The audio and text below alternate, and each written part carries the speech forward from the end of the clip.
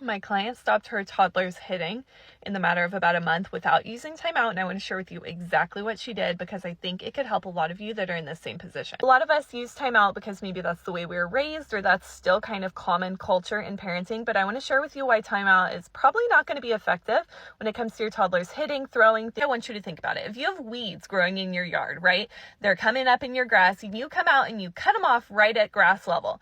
The weed might be gone, but the roots are still under there. And you can bet that in 1 or 2 days, that weed is popping right back up. That's how I want you to imagine timeout for your little one when they're doing a tricky behavior like this. You might get that behavior to stop in the moment, temporarily, but the root cause of why they're throwing, hitting, etc. is still underneath and hasn't been addressed. And so it's going to continue happening, even if the behavior changes. So similar to maybe you, my client had a 3-year-old who was hitting and throwing a ton when he was frustrated. She tried putting him in timeout. She yelled at him a few times. She was doing everything to get him to stop throwing. And she basically was like, Cassie, I could take away all the toys in the world and he's still going to find something to throw when he's angry. And I said, exactly, because he's still angry.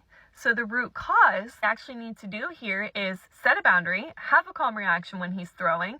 But the main piece that she was missing is what I call prep in my framework, which is teaching him how to be angry without throwing. Teaching him how to manage his anger in a more appropriate way, right? Because that's actually the root of what's going on is they're feeling angry, they're feeling frustrated, and they don't know how else to handle it besides throwing or hitting. She spent the next few weeks, 5 to 10 minutes a day, using this prep framework and some of the strategies that I teach, giving him new ways to manage his anger. This looked like doing dragon breaths, practicing taking huge deep breaths. This also looked like giving him some alternatives. Hey, when you're angry, you can hit a pillow or you can throw down these beanbags instead of throwing a toy at mom.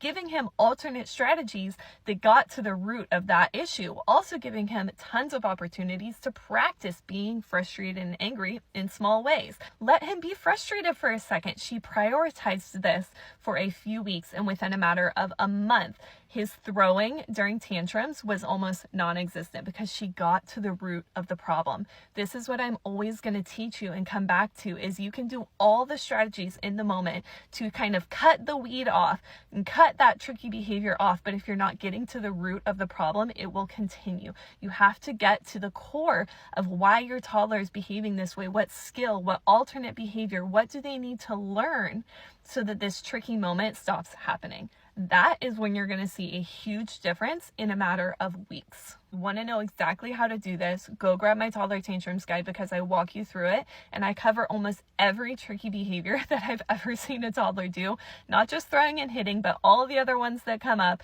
And it's got examples. It walks you through the framework and you're going to come away feeling so confident, understanding why your toddler is doing those tricky behaviors and how to actually get them to stop from the root of the issue and not just at the surface level.